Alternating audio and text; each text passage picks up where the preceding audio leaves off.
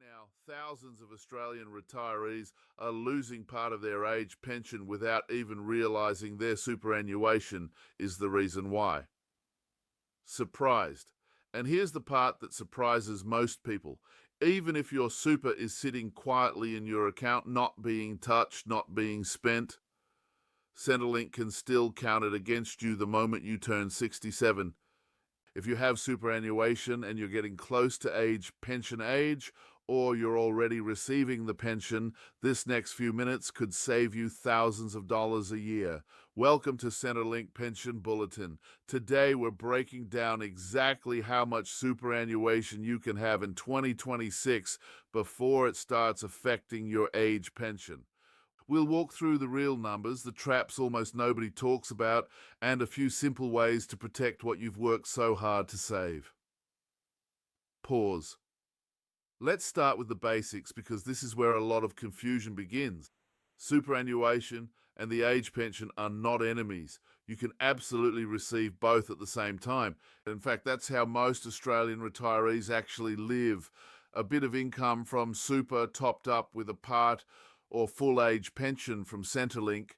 But here's the twist. Once you reach pension age, which is currently 67, your super stops being invisible. Before that age, if your super is sitting in accumulation phase, Centrelink generally doesn't count it at all.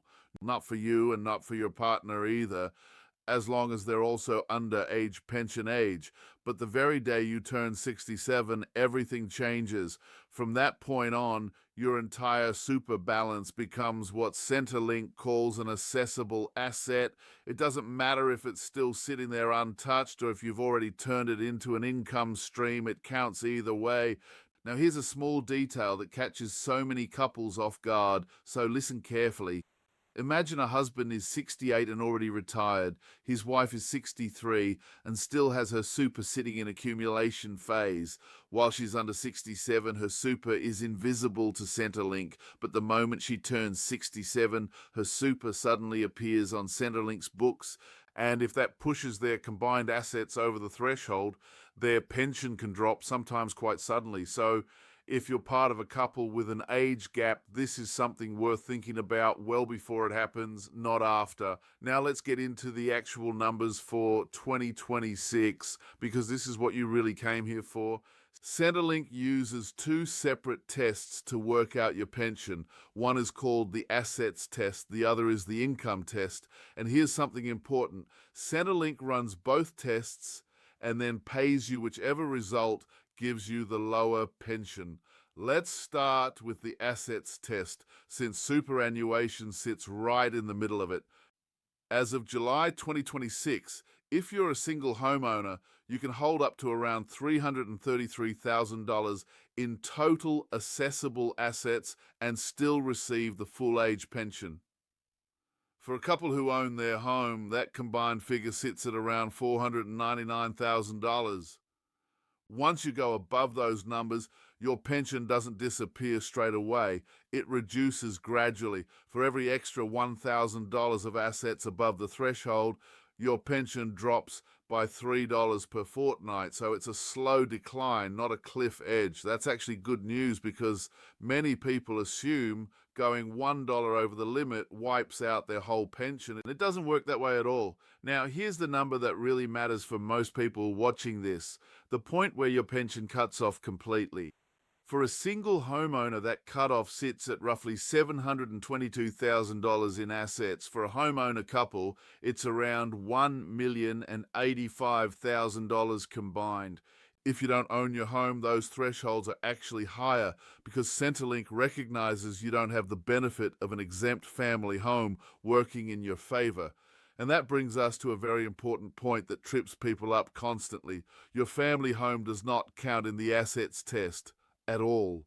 You could live in a home worth $2 million and Centrelink won't touch it in this calculation.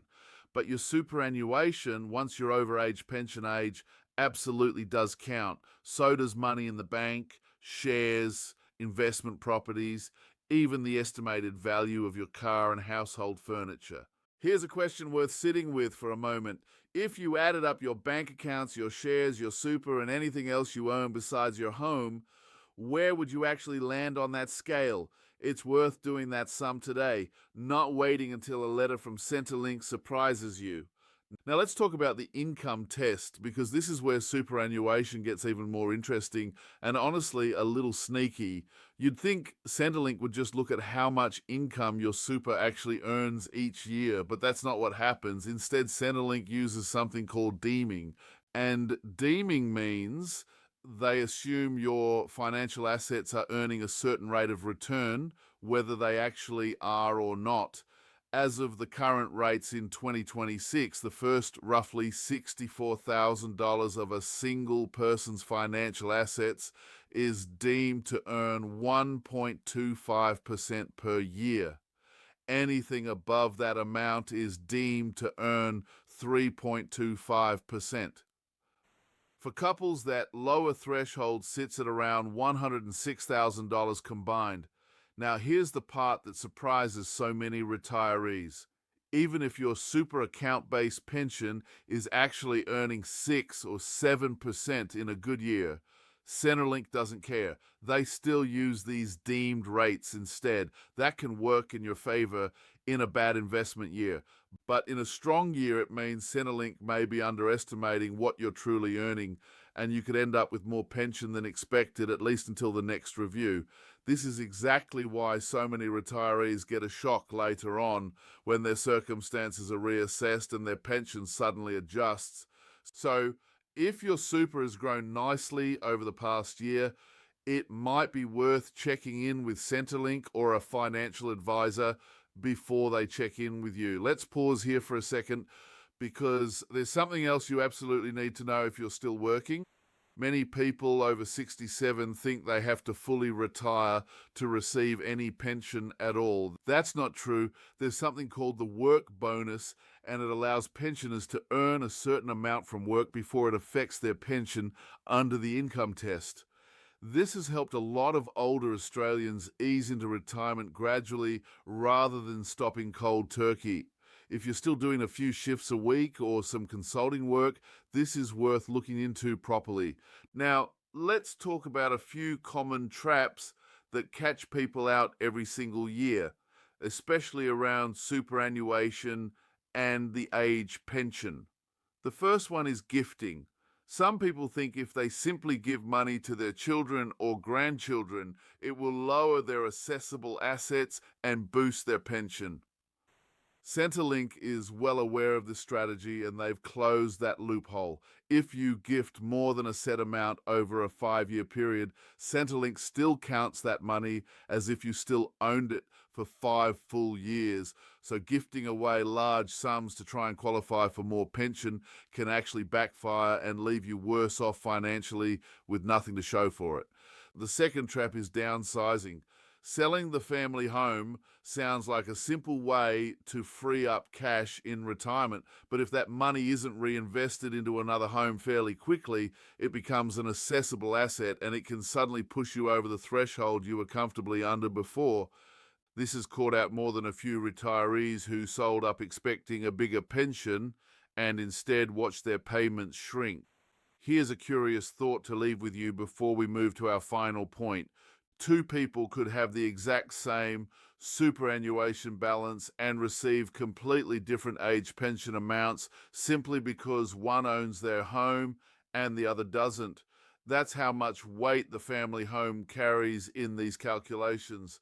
So, what should you actually do with all of this information? First, work out your current assessable assets, including your super, and compare them honestly against today's thresholds. Second, if you're part of a couple with an age gap, plan ahead for the day the younger partner turns 67, because that day can change your combined pension overnight.